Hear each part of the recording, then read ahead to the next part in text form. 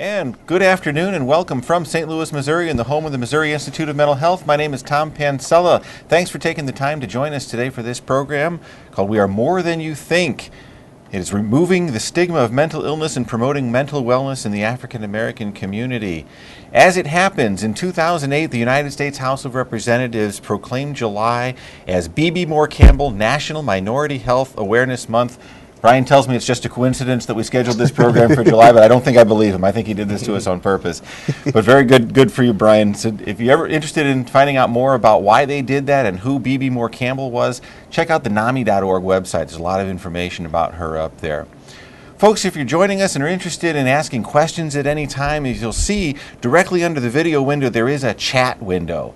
And that's where we're going to be looking for your questions or your other feedback. Don't click on the chat button that's right next to the word videos, but underneath the box, there's an open box with a blue button that says say next to it. Type your comment in there. The first time you do it, you might have to give yourself a nickname, but there's no reason to log in or do anything else like that. That means you click the wrong button. You click the other chat button. But if you just type your comment and click say, we'll get them here. We'll ask your questions on your behalf during the course of our conversation. We're going to see some video clips as a part of this program today, so I think you're going to be interested in hearing the testimonials that we'll hear. If you'd like any information about CEUs, if you'd like to purchase CEUs for the program, there's a link underneath the video window as well if you scroll down to that. Also, there's links to the Mental Health America of Eastern Missouri's website and an article that Brian's provided us and several other really great links that you can check out anytime during the program or following. We'll leave those active for a little while and send them to you in the follow-up email. So, to give them a chance to talk, I'll introduce our speakers now. Justin Igberg is immediately to my left, and he is a mental health consumer and advocate for individuals with mental illness.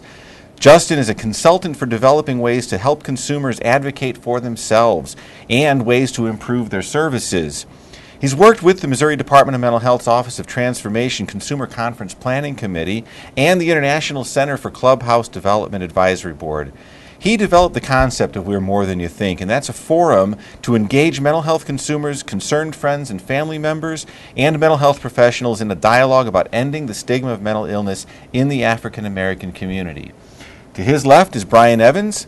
He's a social worker. He's the director of suicide prevention education programs for the Mental Health America of Eastern Missouri. I'll get that right one of these days.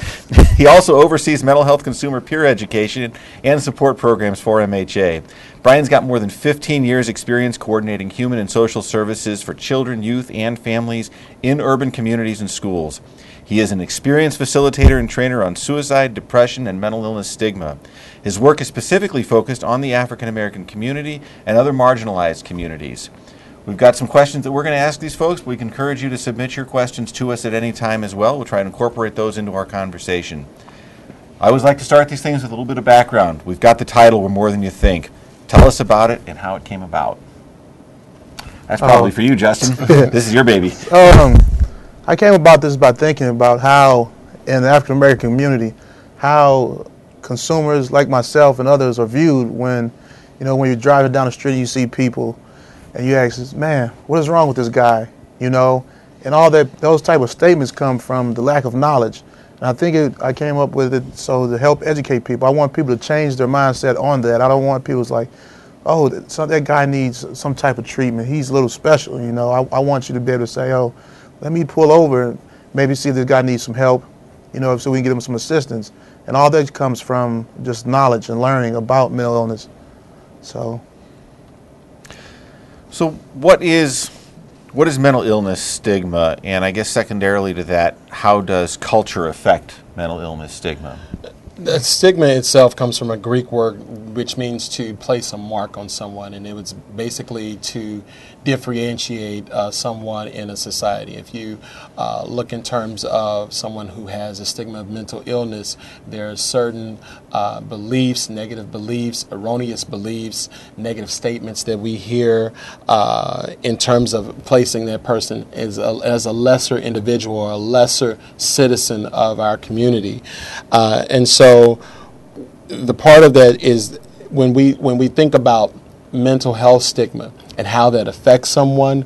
Not only does it affect us in terms of how we perceive individuals with a mental illness or a mental disorder, if they have a diagnosis, not only in terms of how we perceive that person, but also the inner stigma or self-stigma, how they perceive themselves. So all those things, we don't grow up or we don't experience life in a vacuum. So it's not only the fact that those negative thoughts and beliefs or statements that people hear, but also they become internalized. And so wherever stigma exists in terms of someone's beliefs about others or beliefs about a group of people, it's also carried with that burden of internalized stigma of, if that happens to me or if someone in my family experiences that, then how do I perceive myself? How do I perceive my loved one? How do I perceive their experiences in life?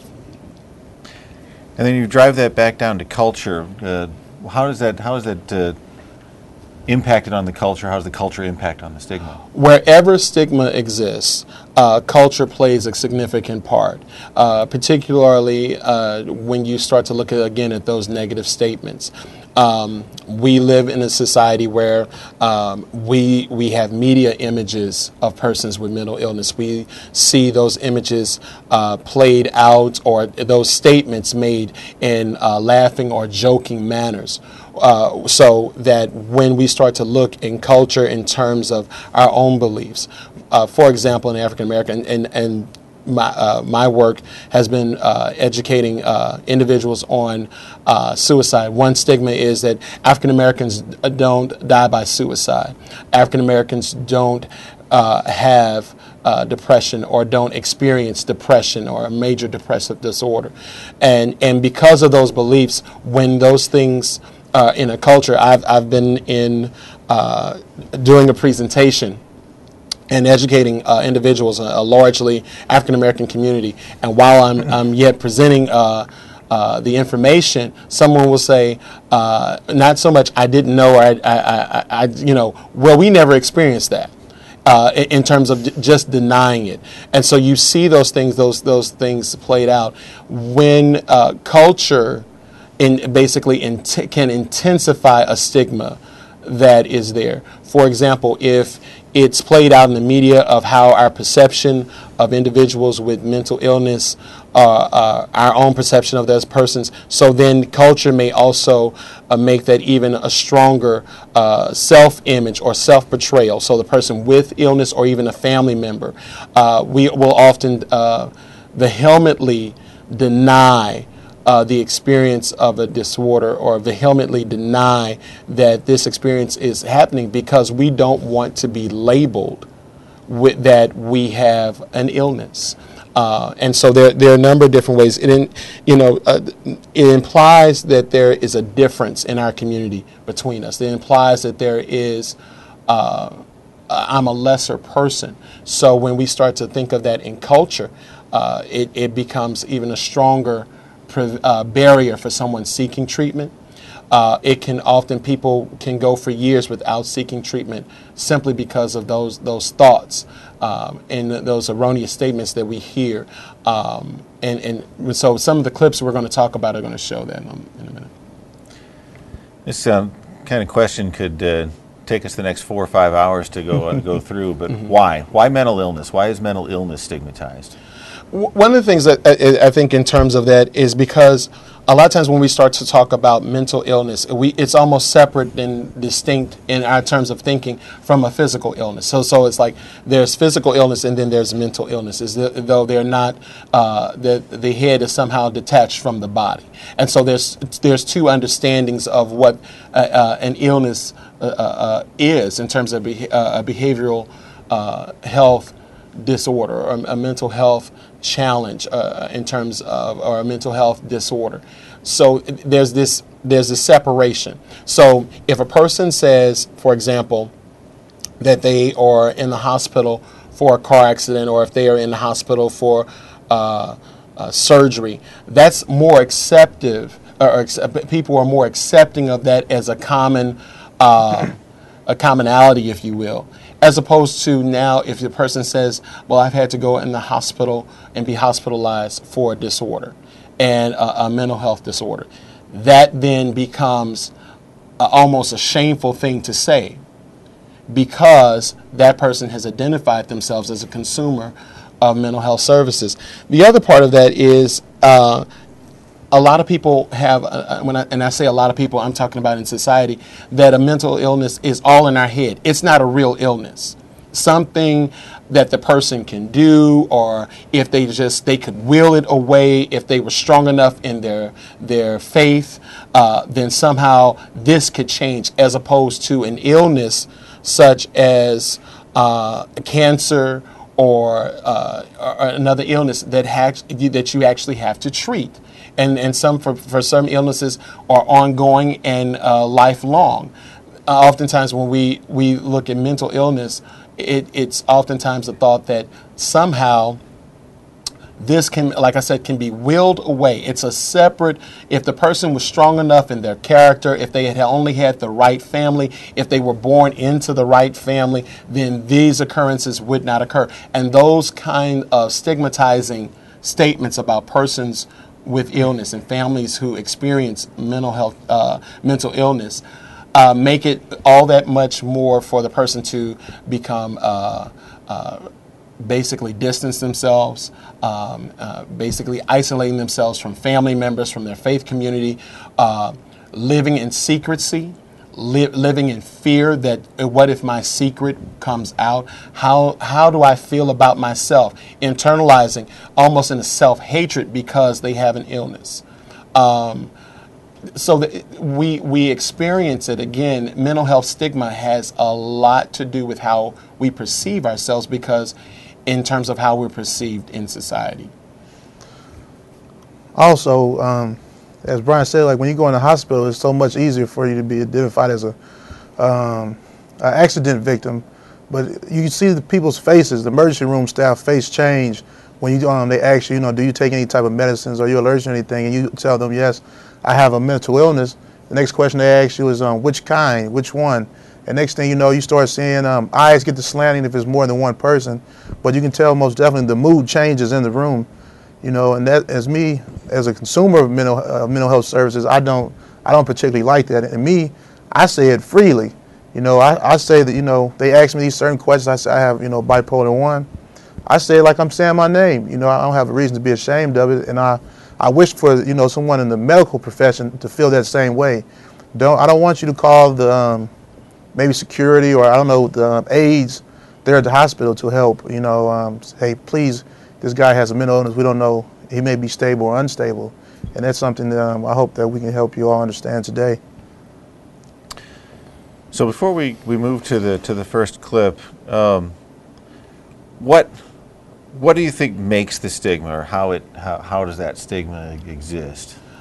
I think in terms of the labels, oftentimes that we see persons receive, the stereotypes of people with a particular condition, in the us versus them, even within persons who might experience a challenge. And I'm just going to take from where Justin left off in terms of the experience in an emergency room.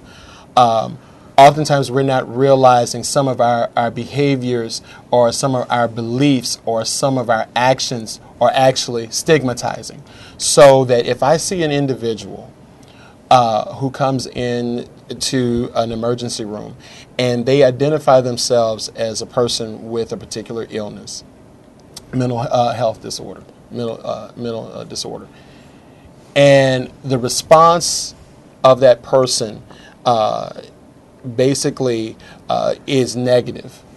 Well, if that again occurs within their own family, that may be something, or within themselves, they may be less affirming, as Justin said, that he speaks it as as a fact of living with an illness. He is not the illness, but living with the illness.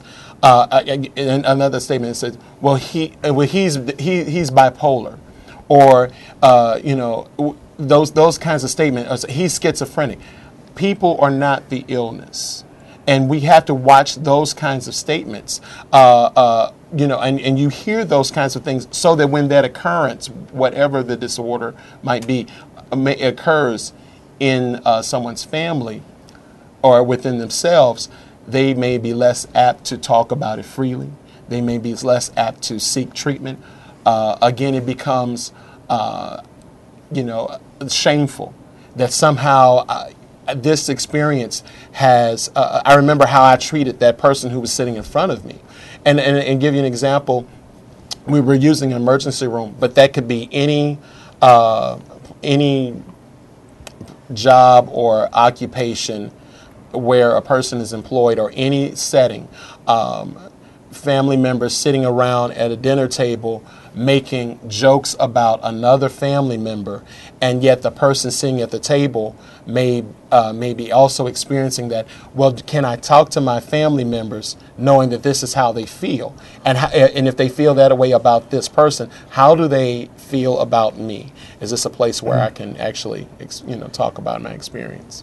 If I may add to this, stigma is all around us. If you just really sit back and look at it, and it's not just around a mental illness, but anything that doesn't really fit into the norm of society. If you look at, you have social media where they have bullying, then you have it in your church, you have it in your regular community. Anywhere you go, you see stigma, and just walking down the street, you can see that people look at things a little bit differently. Like Brian said, you could be at a dinner table, and you could be at the dinner table, and you can see that, so no one at the table may know that you have a mental illness, but they'd be talking about someone they may have seen down the street or someone at their job. They could say, that this person is, quote unquote crazy. They just stormed out the job. At church they say, look at that child there. He's a little special. There's different ways that we may not pay attention of that people are being stigmatized based off their actions, and it's all around us, home, work, and at church. So if you could please be a little more aware of what's going on, that would help, better help people understand what's going on, for lack of better words.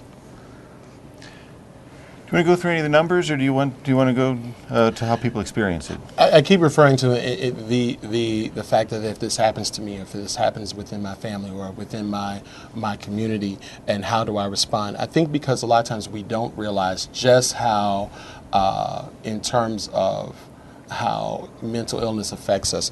Approximately 1 in 4 adults will live with mental illness in any given year.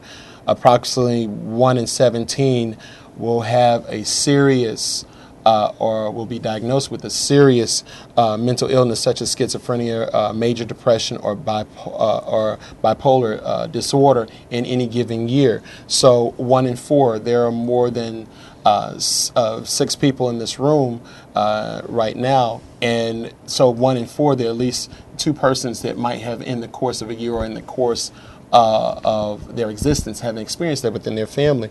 1 in 10 children.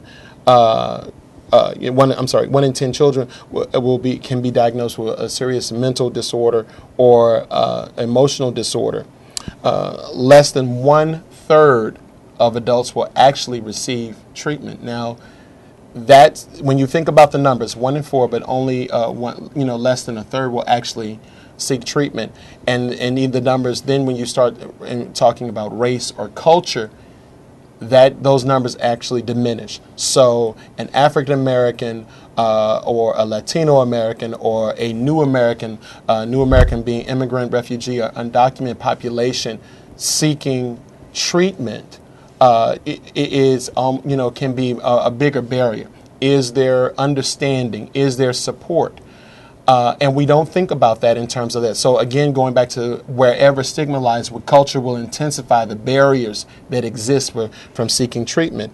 5.2 million persons live with a co-occurring mental health disorder and addictive disorder or addiction disorder.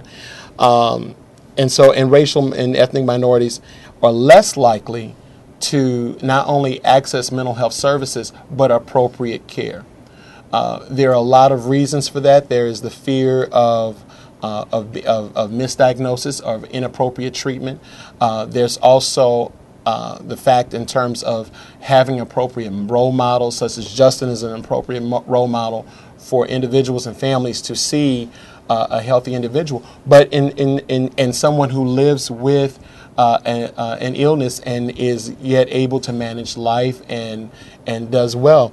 But we don't have those kinds of role models, and I think that speaks volumes, because when we say that 1 in 4, there's oftentimes a looking at a certain population of society that might experience this, and not thinking that this affects 1 in 4 Americans. So that's all of us, regardless of where we are in our station in life or economic status, who we are and what our genealogy might be.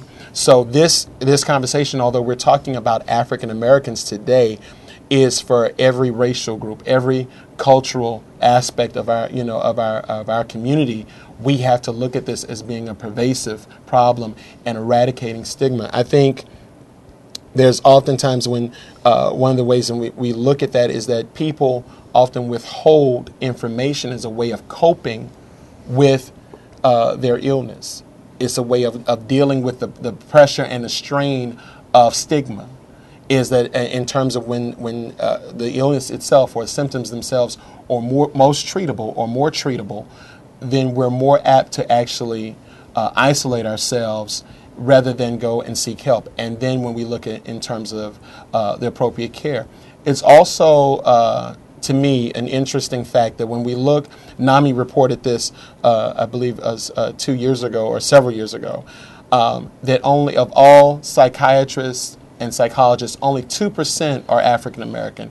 When you look at social workers, particularly those who work in mental health, only 4% are African American. So there is even a reflection, and there's also in terms of how we look at professionals in the mental health field, that there, in terms of psychologists or psychiatrists or social workers or counselors as well as in the mental health field, are seen as lesser in the helping fields and caring fields than other professionals. So there's also the stigma of those who serve and provide care. There's a stigma within our own community. And so we have to address it not only in terms of providing care and looking at, because I know the audience is primarily those who work in mental health, but we also have to look at it from the standpoint of, in our community of professionals, the stigma that lies within when we have certain families that come in or we see them and look and have a grasp that the person sitting in front of me or the family that I'm serving may come in with weights of stigma and how they perceive us. We know that oftentimes persons who come in for treatment after the 3rd session may or may not return. That is also a part of the belief system of whether this is helping me, whether this is what I need, or have we had a good fit. And some of that, I'm not saying all of it, but some of that may be because of preconceived notions about going to seek treatment. What's the experience like for the person? I want to speak from two places. When we look from the person who's experiencing that, there could be two things. Justin talked about the experience of actually someone going into the emergency room. But if there's the self-stigma of going in to seek treatment, that could be a very painful experience of acknowledging, a very painful experience of living with that, and what does that mean? Excuse me, in terms of living, and so. How am I going to be perceived? How is my family going to understand? Am I able to continue life as I know it? All of these things, and where are my supports? Are there any supports for me? So all of those internalized feelings are there. And I think the clip we're going to talk about where Michelle is a young lady who talks about living with the stigma of mental illness. Excuse me. And so I stayed there for 2 months, and the doctor diagnosed me with bipolar affective disorder. And I immediately, threw that right back in his face. He said, It's just like having diabetes. No problem. You can handle it with medications. And I rejected that diagnosis because having bipolar affective disorder is nothing like having diabetes. The stigma surrounding bipolar affective disorder or any mental illness, you can't go to a job interview and say, oh, by the way, I have a mental illness, can you please hire me? Versus you say, I have diabetes, that's irrelevant. Who cares? Are you taking care of it? And even if you're not, that's your business. Medication compliance, as they like to use that word, I hate that word. It's medication success. How successful do you want to be? That puts the person in control. And if I want to take my meds, or how much of this and how much of that, it's my body. I think that's a lot of reason why, it's difficult to swallow that harsh pill. I have a mental illness. Nobody wants to be diagnosed with any illness, but much less a mental illness. There is stigma surrounding mental illness so much, and no one wants to have that label. And to say, you have to do this and you have to do that and you have to do that and you're not compliant.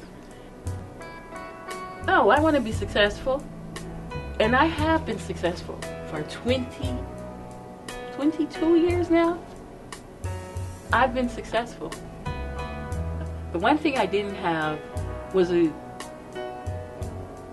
support around the area of the mental illness, and I lived with the stigma, inner stigma of having a mental illness. I was so ashamed of my illness. I lived in isolation as far as my illness was concerned. I took my meds and I did everything I needed to do, but I lived. Do they know? Can they tell? It was my big secret. It's no little secret. It was a big secret to me.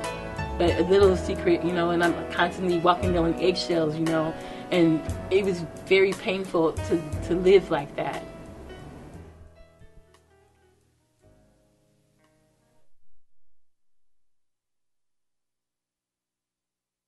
Inner stigma feeling, even though she's talking about her success.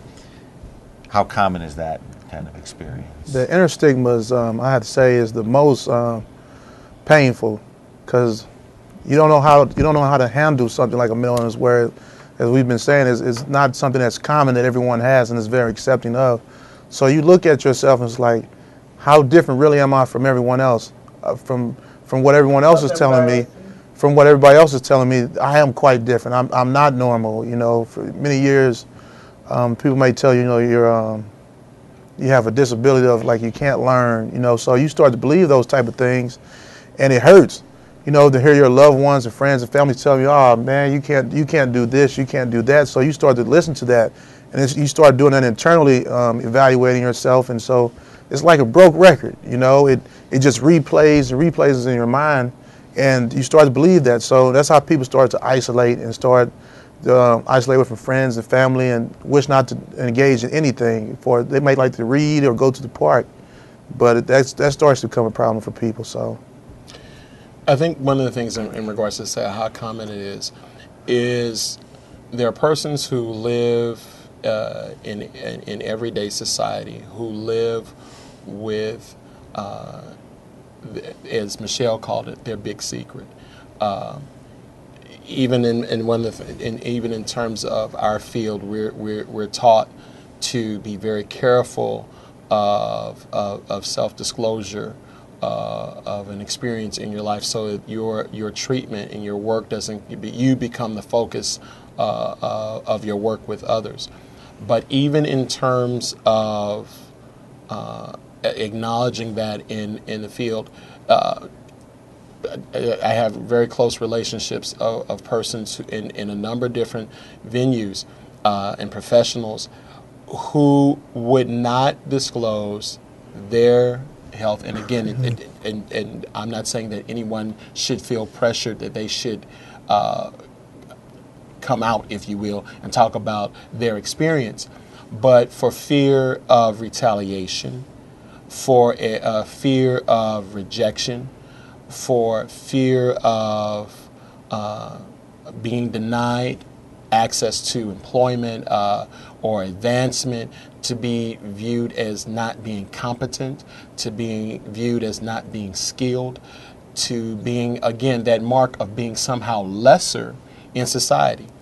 If when we start to talk about culture and all the other labels that people tend to view, and then on top of that, I have this illness that seems to be the biggest barrier to me being successful in life.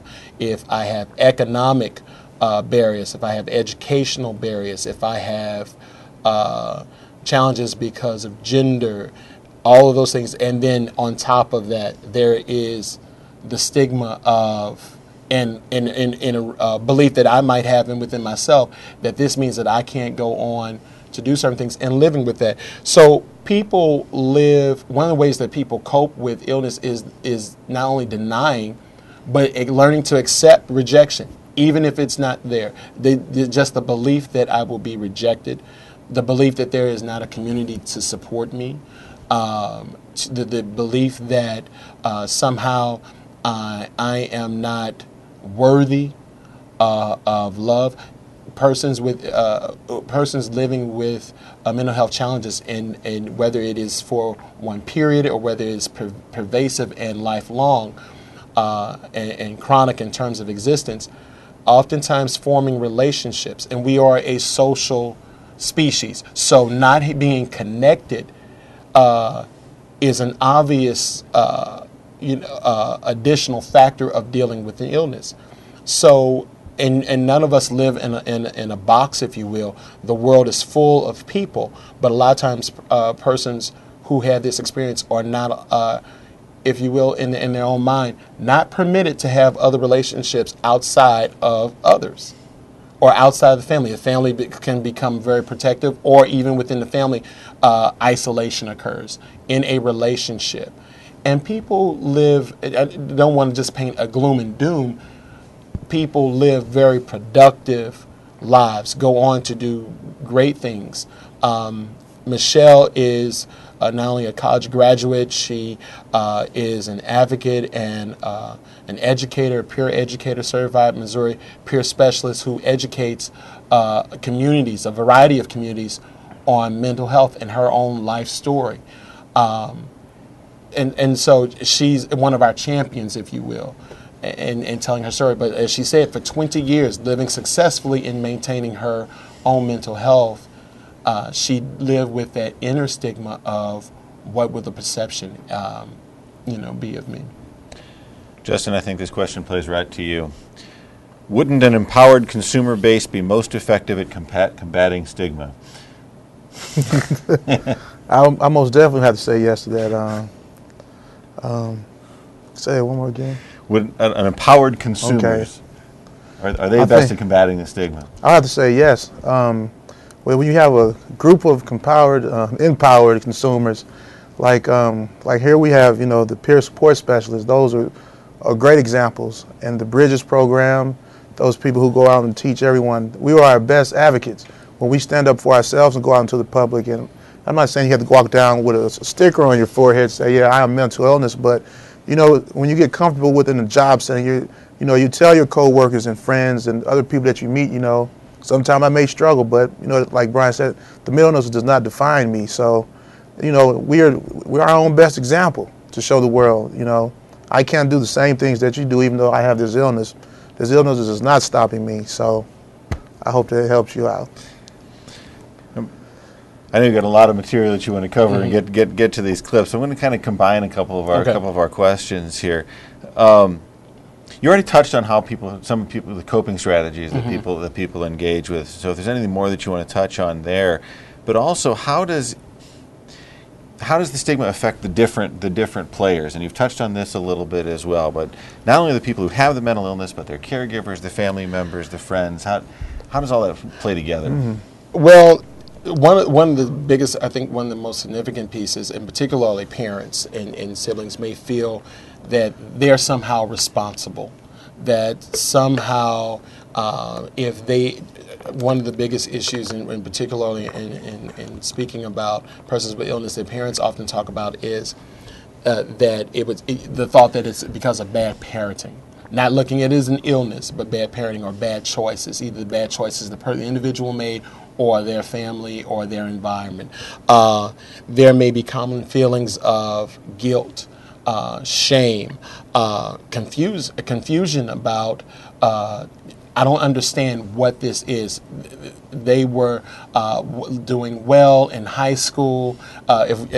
Hopefully people will have an opportunity to see Michelle's, if they order the tape of today's session, we'll hear Michelle's full story where she talks about her first episode being in college, and imagine how frightening that would be in terms of a parent. You send your child away to school and they have a break, or they experience their first episode with their illness. And here it was, I was living my life, and I don't understand what happened. Could have been a relationship, or could have something triggered this, and how come I did not see it? Another thing in terms of that is just being frustrated or angry. They won't take their meds. They're not trying to be medication compliant or comply with the treatment that has been offered to them, for wanting to force individuals to take that. So there's a feeling of anger, resentment. Family members oftentimes may begin to, and friends begin to place blame on either the individual or the families or society, not looking at, again, as an illness that is affecting an organ in the body called the brain. So these are a number of different things. Another piece, in particularly, I guess, because from one is my own experience with my father, in terms of his living with schizophrenia for many years, was just the fact of distancing myself and other family members, distancing, because then the emotional pain and strain as a young child. And then oftentimes there are two things that happen because I do suicide prevention education. The fear, if you've had someone to die by suicide in your family, oftentimes is what happens when I reach that age. Well, that can be the same trauma or experience. A person says, well, will this illness happen to me when I reach a particular age? Will this, I don't want to be identified with that. I don't want that to happen to me, and living with that constant fear. So these are many ways that you see the players. Oftentimes, if someone is in the hospital, and I think about this in terms of African American culture, we will go to the hospital and visit our aunt, or we will go to the hospital and take flowers. We will go and visit them. But the moment that you say that you have to go to a mental health facility or a hospital, family members oftentimes will not go. They're not knowing what to expect. There's the fear of that. Hospitals can be very cold and sterile places. So there's automatically a fear of walking in a hospital, but much less when you start to, or much more rather, if you start to think about a mental health facility. And so there's all this preconceived notions of what I'm going to experience there. And why is my loved one or friend? So you have friends who break off relationships, and you see that happening. If you remember, for those of us who are of a particular age, we can remember when it was common that you would see in the media persons to joke about persons with HIV virus or who have had developed AIDS, and you would hear those jokes readily on certain TV shows that still are on now. But once we start to realize this as an illness that affected our global humanity, it's not only do we not accept that as a culture, as a people. When you hear those, it's shunned, and it doesn't matter in terms of gender or race. It is shunned. The same thing has to happen when we start to hear people make statements about, or we see in our culture and in the media, those kinds of statements about persons and we make those gestures or laughter, it becomes okay. What we realize is we're, if you will, we're killing ourselves. We're diminishing our humanity. We're diminishing the humanity of the individual. And we have to stand up and be able to say, when we hear someone make that statement, well, he's a little off. No, or they're a little, he's acting a little bipolar. We have to, when we hear those kinds of statements, we have to be affirming of the fact that, no, you're talking about an illness. You're talking about, and not be so facile in labeling. And learn more about that, if that makes any sense. I can speak from my own experience. As Tom calls it here, the players in my life, which were my friends and family, some of them came and visited me, some didn't.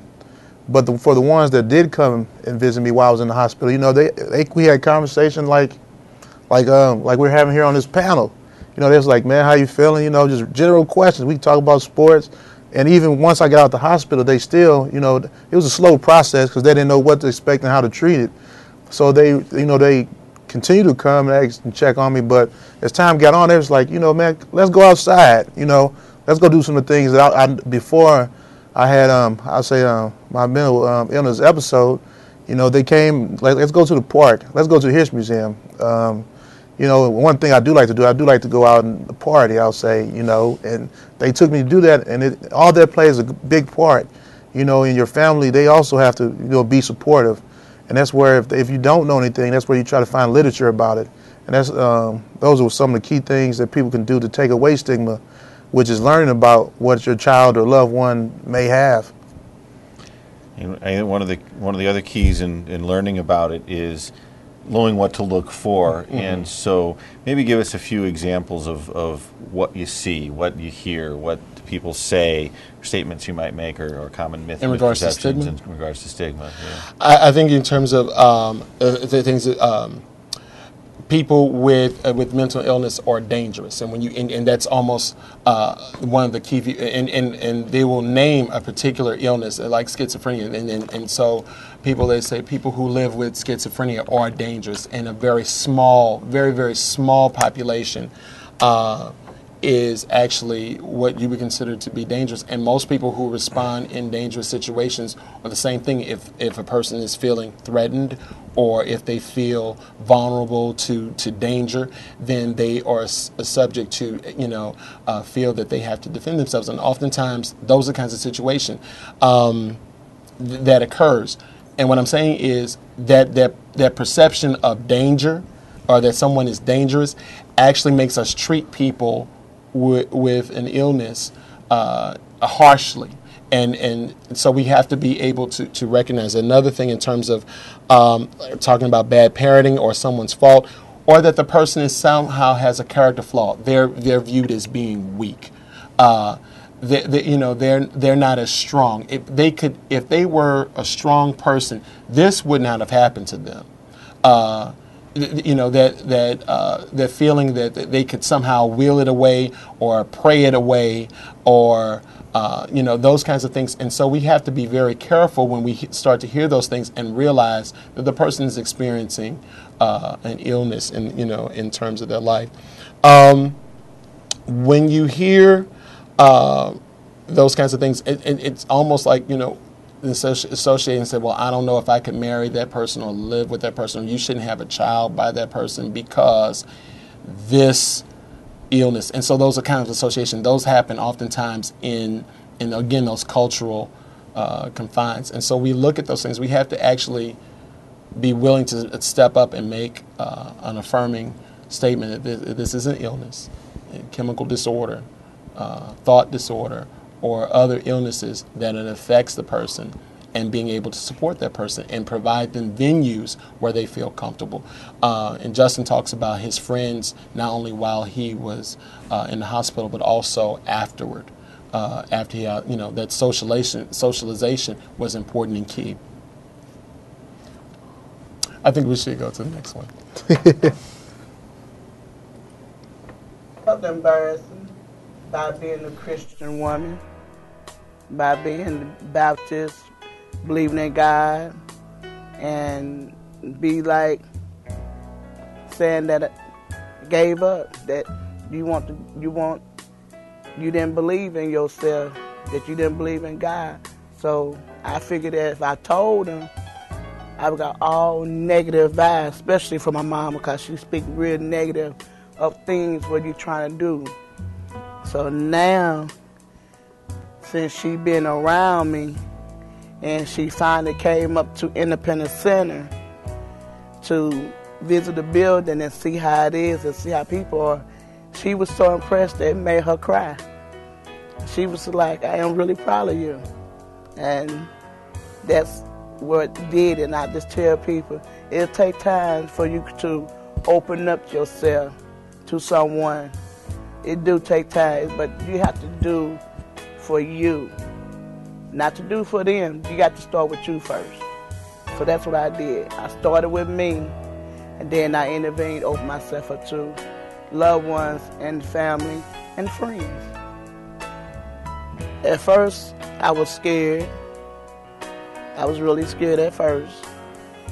And then as I went through the process of Independence Center, dealing with work edge, they have class for work edge to get you back together, to gain your trust, to gain your experience dealing with work, just in case anybody asks you about where your job, why come you got a big open space in your job training. And that was a hard question to answer at first.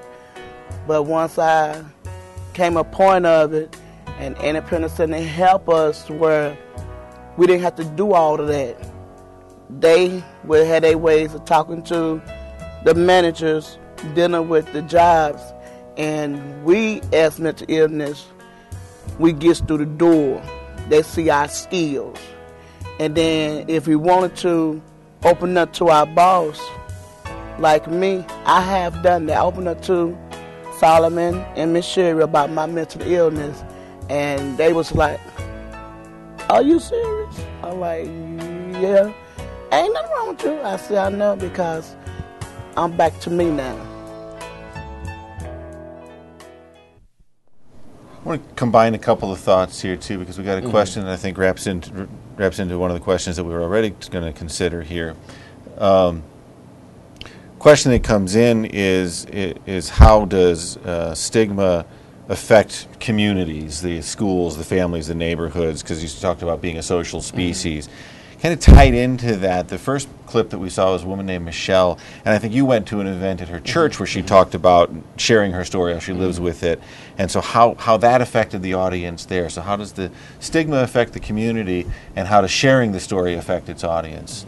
Well, I think in Michelle's experience, Michelle works for an organization called Places for People, and where she does education on mental illness and also stigma, eradicating stigma in our community.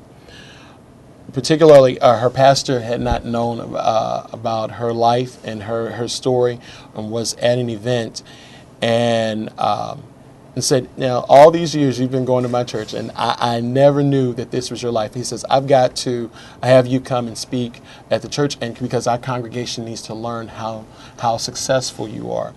Well, on the particular night, he dedicated a month-long study to mental health and mental health wellness, and along with having many clinicians of faith to come out and talk about caring for self, to learn about how to recognize signs and symptoms in terms of stress and what avenues are there. He asked Michelle to come and tell her story. Well, you're looking at a congregation on that particular weekday night, about 50, 75 people in the audience, and she relayed some of the same statistics that I had, and she made it, talked about the 1 in 4, and she talked about the 1 in 4 could be on your row or in your family, and she then told her story. Well, living in a community where where it was made through not only her pastor, but for a month to actually open up and have this conversation, allow people to ask those questions. Like, for example, the one question came up, I was told by in another congregation that if if I really believed in God, I wouldn't be experiencing this. If I really trusted God, this wouldn't be. And her pastor stood up and said, while we believe in faith, you know, you're caring for yourself. You know, this is an illness and we deal with it as an illness. And that importance, validating the person's experience. Another person talked about, so how do I help the person who in my family who's reluctant to take medication or following treatment? How do you support that person? And being comfortable in saying it is their choice. Very much the same way with someone with an illness, if they decide not to care for themselves, that, you know, we can support them. We can provide our best care for them. We can go with them when they go to treatment, show them that we love them. And support them, but that it is that person's choice. But it made these kinds of questions acceptable in the community. From that spurs many more questions of it becomes a conversation rather than the taboo topic to talk about. If, you know, it makes it okay to say, and there were resources there, and family members taking resources, and then seeing Michelle as a person who they can go and ask about their experience. And many times, persons feeling shunned to even say that I or someone in my family has had this experience. Well, then how does that turn around then for the person acknowledging the feelings? How does it affect them? There's nothing like being validated as a human being. There's nothing like being respected as a human being. And then feeling that they have the power to go back to their faith community and know that there are members, caring, loving individuals who support them.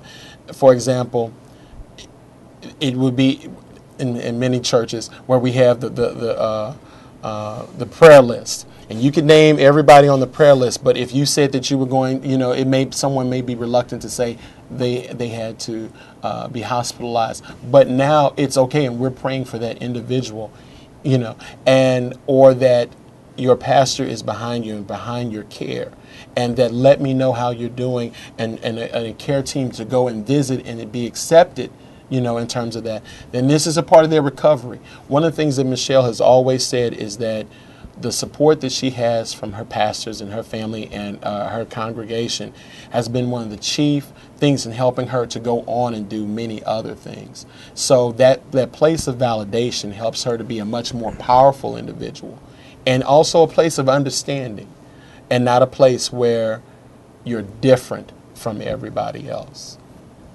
And so, yes. Let's look at Loretta. I couldn't live like I was living, and I couldn't go on that way, so I had to try another different way. It has helped me a lot. Med compliance, I take my medication, that's accepting. And I go and see my doctor, that's acceptance. I work at the Independence Center. I'm a member of the Independence Center, and I have joy. I might start crying, but wait. You know, I get emotional when I talk about it because it's a good thing for me. And I'm just happy that I'm in this position that I'm in now today. You know, instead of being the way I used to be. You know, I'm much better off, and I'm much peaceful, and I'm really helping people as well as myself, you know, because I'm a leader on my unit, you know, and I like doing things like that. I'm a cook, and I like doing that too.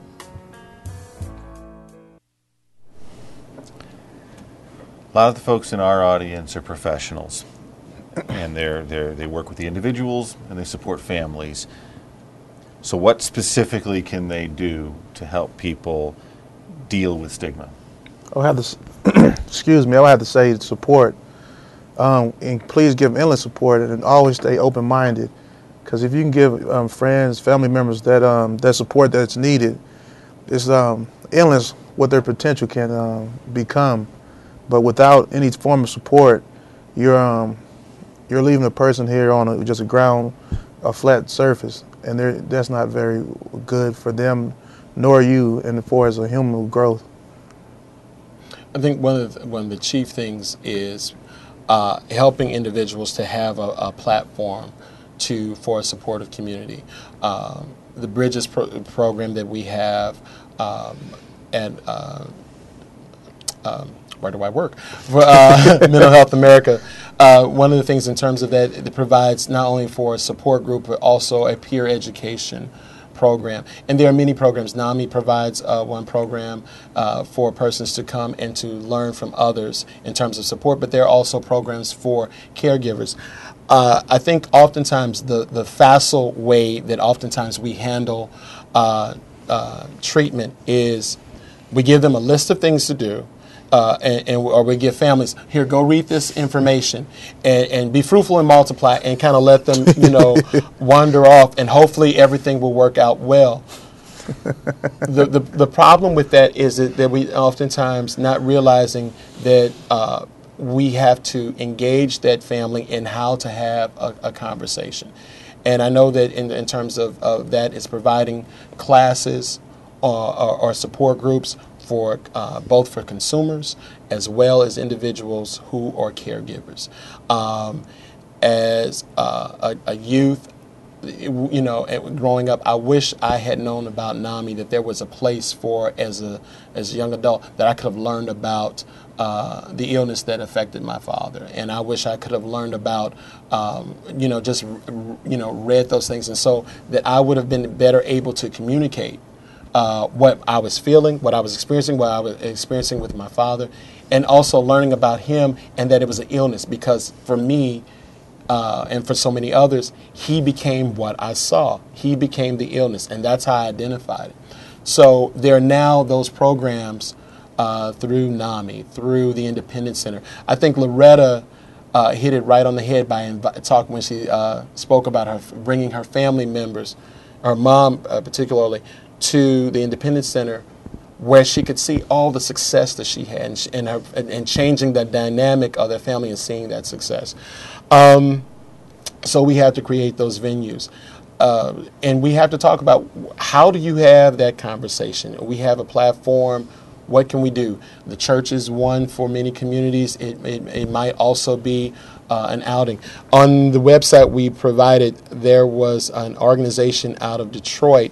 One of the articles that we provided was talking about how this program had a family day and invited people to come to the hospital, and where they had all kinds of activities for family members to learn about the hospital. Now, that while that sounds, well, why would you do that? Because now it's not the cold, distant, or the inappropriately named place. It's a family place where we come to support individuals, and this was particularly for people of, in an institution that was serving people of color. That's a valuable situation. If your center is not welcoming, if your place of where you're providing services is not a friendly or engaging place, then persons are going to be reluctant to go there, or they're going to have misgivings about how it's perceived. And I think those are some of the very basic ways. The other part of that is learning about those programs that are provided through the National Institute of Mental Health and NAMI and Places for People or Mental Health America, and learn that we also have programs.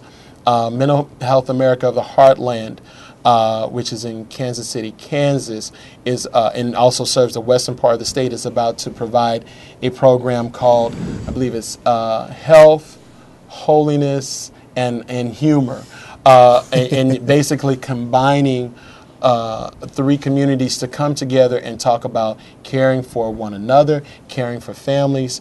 And you can, of course, go on the internet and find out more about that. But Mental Health America provides a number of different services, and I think that's another venue.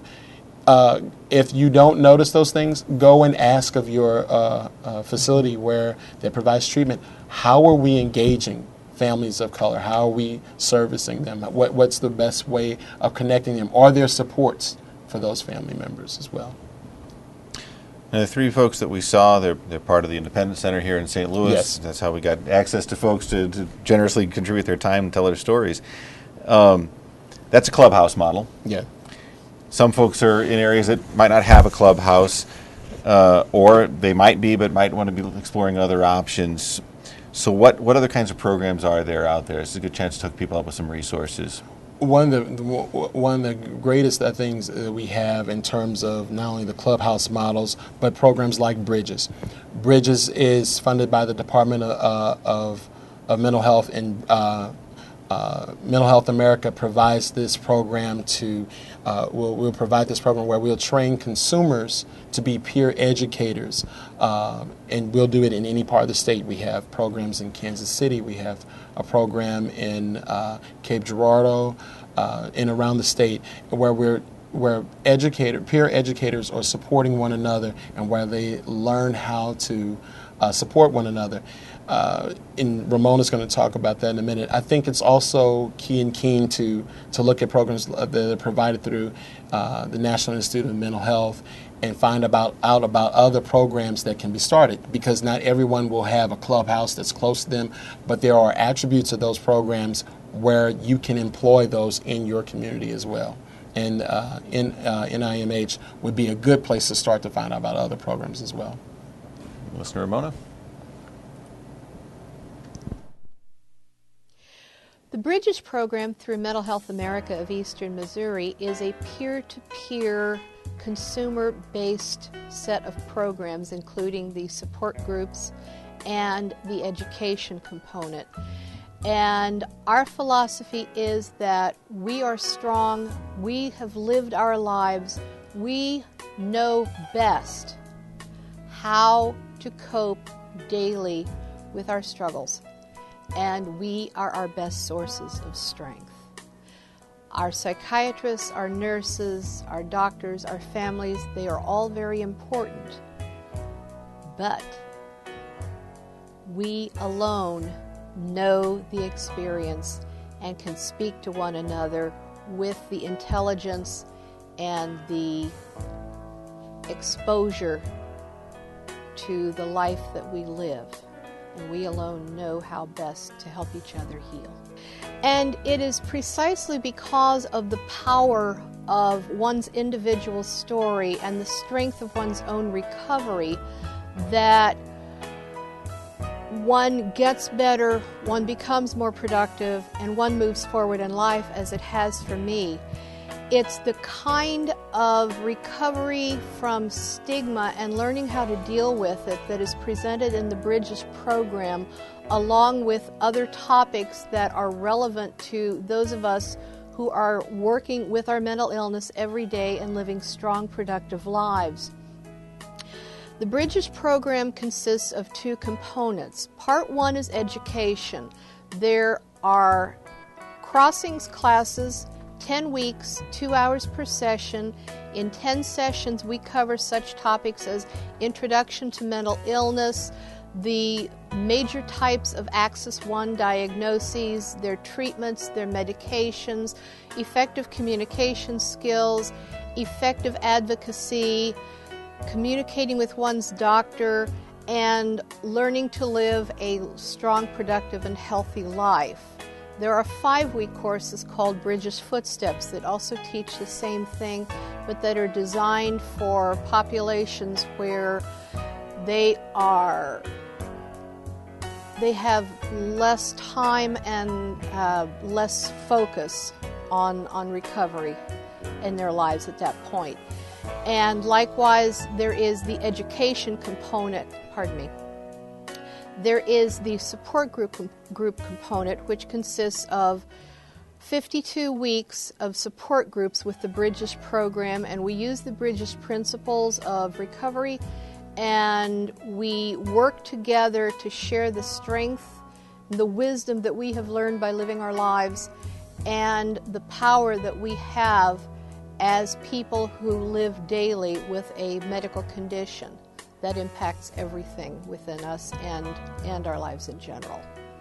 I can't underestimate the importance and the life affirmation that comes from being in a program where we are together with our peers. Our stories are not only our strength, but our stories are the wisdom that we can provide to others to help them achieve everything and lead their fullest lives.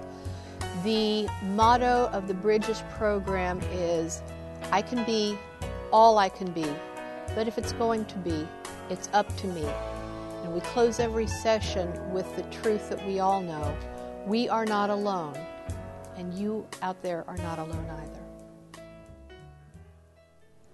For some reason, it's never difficult to fill an hour with the two of you.